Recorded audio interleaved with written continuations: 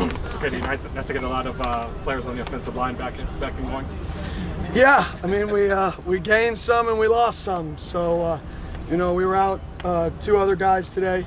We got 2 guys back and lost 2 guys. So it is what it is. So adapt and adjust. Does it just seem it's just like that kind of year? Just that kind of, I mean, well, I don't know. I don't take this the wrong way. I don't know what that means. It's the situation we're in. It's not that kind of year. It's unfortunate, but it is what it is. So find a way. And I keep saying that, and it's cliche. Nobody cares. Take the field. We got to find a way to run the ball better. We got to find a way to be more explosive. It doesn't matter who's on the field. Nobody really cares. There's a group of 100,000 people who may care enough to understand the situation. Then everybody else in the world has no clue. Nobody cares, right? We got to find ways to be more productive. Do you wish to elaborate on the 2, or do you not want to talk about them? Oh, we can talk about it. Isaiah Glass is back.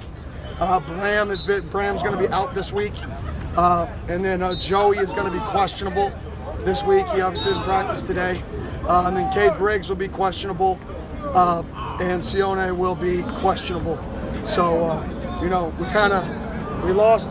gained 1, lost 2 during the break. But, I think we got a chance to get 3 of those guys back. And then I know you're out here twice last week, but just first practice back off by. How do you feel the overall energy was?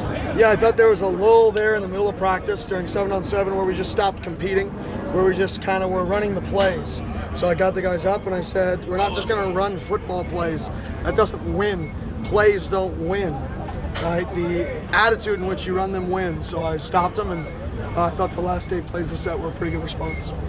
When you get Sean Naha and Max who are out there and they're learning on the fly, I know you're thinking about each game, but what does that do for them and for you guys in the long term? Oh, getting young guys like that, even Bram's never started in college football, and he started 3 games for us. So having 3 guys who 2 are young bucks, one's played football for a year and a half, the other's never played college football, and the other's true freshman starting for you and getting these reps, it's unbelievable experience for these guys. And every game they learn something else.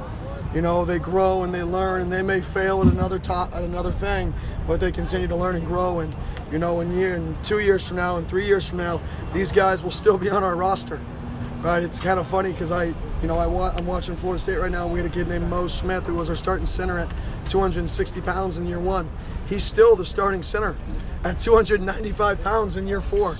And it's really cool to see him and then another guy named Darius Washington. Shout out to those 2 guys. Sorry, I was thinking about those guys the other day, and just like the stuff that those 2 guys have been through playing when they probably weren't ready, and battling and fighting as these true freshmen. And now they're these seniors on an undefeated team, and they're the leaders. So you asked that question, and that's what it makes me think of. It makes me think of those 2 kids who I coached, 4 years ago now, and to see their success and what they battled through and where they are now is just a testament to, what we're trying to build here. Coach, you've talked about the importance of explosives. What are the keys to your players tapping into their full potential and being able to have that consistent explosiveness? Yeah, it's not necessarily as much the potential. A lot of explosive plays happen with effort, post-whistle. And then, if some people aren't naturally explosive, they may be giving it all, but their ability is just, I'm not an overly explosive player. I'm a guy who's going to catch it, I'm going to get drop step, and I'm going to get 9 yards, and we're going to clap, and it's going to be a good play. Then you have other guys who are going to get the ball and run, and they're probably not going to go for 40. They're probably going to get tackled for a gain of 15 to 18, right, or 17, whatever that is. I think the key is we have to be explosive in the details to become explosive right now in offense, which means we have to be so detail-oriented with how we are crack blocking, and we know when the rotation is going to happen. So when we run a certain play that gets to the edge, we get to the edge on one player. And then it's make your one guy miss. And it's our job to get the guys who can be explosive with the ball in situations to have one-on-ones. So I think, to answer your question, yes, to play to their potential, but this isn't about them playing to their potential. It's about us, our staff, putting them in the best positions to be successful. Coach Dillingham, what does having 2 graduate transfers like Ben Coleman and Travion Brown help for your program on and off the field? Yeah, I mean, Trey's been an unbelievable leader for us. He's just an unbelievable person, unbelievable player, unbelievable leader, like I said. So he's really established the identity of what our defense looks like right now.